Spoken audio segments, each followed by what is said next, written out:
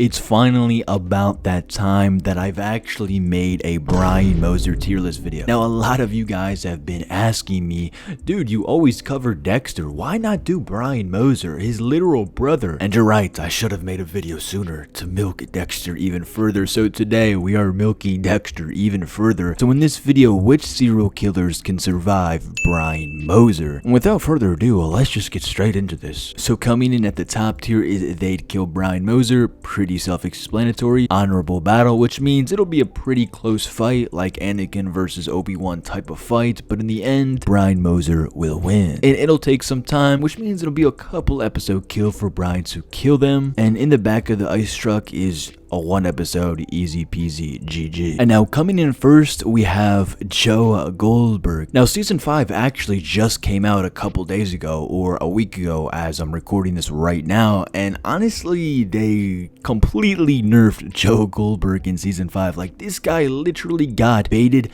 by Redditors. Like, think about it, this guy was a billionaire. He had a loving wife who accepted him for who he truly is, and he finally got his son back, and on top of that, he finally got his real name back so he doesn't have to hide anymore, and he still lost it all to literal Redditors. Like, people that aren't even killers and aren't even detectives at that. They brung down Joe Goldberg. And also, he got beat up by Regan, which, to be honest, she might have had like some crazy MMA training, or was probably trained by Bruce Wayne, so I mean, we'll give her that because she's pretty OP. But yeah, they just completely nerfed Joe Goldberg in season 5. I really think it'll just take some time for Brian Moser, and I have Dexter over Joe, so if I have Dexter over Joe, so that just automatically means that Brian will win. And next we have Hannibal Lectar. Now right off the bat, I have to put Hannibal in They'd Kill Brian Moser. Hannibal Lectar is one of the strongest killers in serial killer fiction. This guy has never been caught with solid evidence and has been killing since he was just a kid. And also on top of that, he can manipulate people to even do his bidding as well. Now we actually saw in Original Sin that Brian actually had a therapist.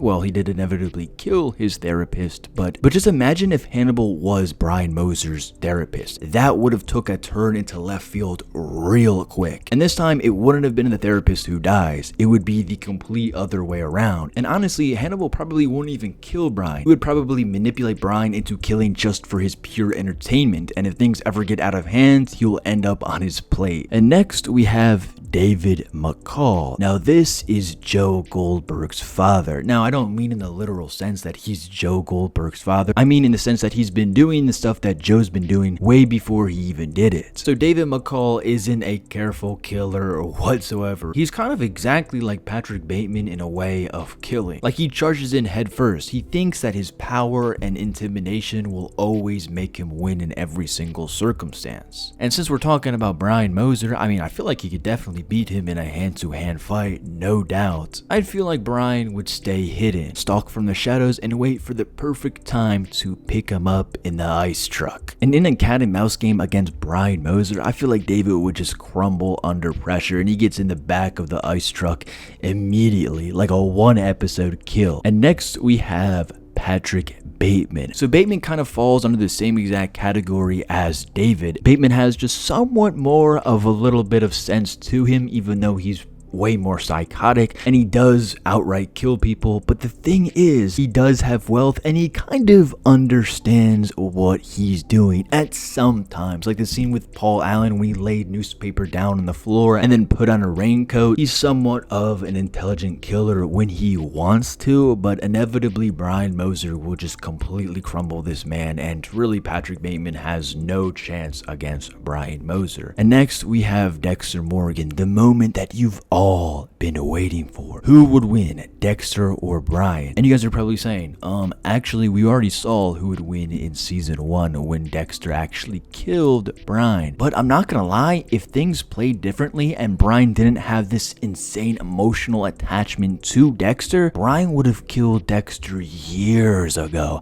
I'm talking years ago, and let me explain why. In terms of skill, I would say Brian just has so much more than Dexter. Brian has had to deal with the more difficulties of life. He literally grew up without a brother, without a mother, and without a father. He was jumping from foster care home to foster care home, and he learned all of his traits, all of his skills on his own. He didn't have a father to literally teach him an entire code on how to not get caught. He learned that by himself, and if not, did it better than Dexter. Because think about it, Dexter killed people that you wouldn't really miss. Like a criminal, I mean, like, come on, people wouldn't really miss criminals who've done crazy, heinous things. Yes, Brian has killed hookers, but hookers are still innocent people at the end of the day. They're not killers. And also, as I just said in this video, Brian has killed his therapist, and he's even killed other innocent people. And killing innocent people and getting away with it, honestly, that's so much harder to do than killing criminals and getting away with it. And also, as we've seen in hand-to-hand combat, Brian exceeds Dexter. At the end of season 1, Dexter sneak attacked Brian. Like, he completely wasn't expecting that, and he still turned the tides and won that fight. So at the end of the day, if Brian didn't have that emotional attachment to Dexter, like, I want to be reunited with my brother so bad, he could have just killed Dexter easily whenever he wanted to. So for this, I'll have it as an honorable battle, but I do have Brian killing Dexter. And next, we have Michael Myers from the first Halloween movie, because people do tend to say that Michael Myers was a human in this film, but I don't really buy it. I mean, this guy has survived how many gunshots to the chest and then fell out of a 2-story building and survived and walked out like it was nothing. So yeah, just durability alone, there's no way Brian is winning in a hand-to-hand fight with a Michael Myers. Just off of his sheer durability alone. Doesn't even matter if Michael has no combat skills and walks like a snail. He's still beating him in hand-to-hand combat. Now, they both are two excellent stalkers, but when it comes to the boogeyman, the guy who practically invented stalking, Michael Myers just wins 9 times out of 10, but I do have Hannibal over Michael Myers. And next we have Ghostface. So for this one, we'll use Roman Bridger, because in my opinion, I think Roman Bridger is the smartest Ghostface out of all of them. So Brian and Roman Bridger are both clever and dangerous, but they work in very different ways. So Roman is all about chaos and drama, and he hides behind costumes and voice changers and loves pulling the strings from behind the scenes. Like, he's a very theatrical guy. And Brian is literally the complete opposite. He's calm, patient, and very methodical, just like Dexter. And Brian doesn't really want attention. He wants to be in full control, like Dexter again. So if these two ever went up against each other, Roman might put up a fight at first. I mean, he's fast and aggressive and doesn't really hesitate to kill, but Brian doesn't play the same game that Roman plays. He watches from the background, learns everything about his target, and waits for the right time to strike. And Roman's biggest flaw is his ego.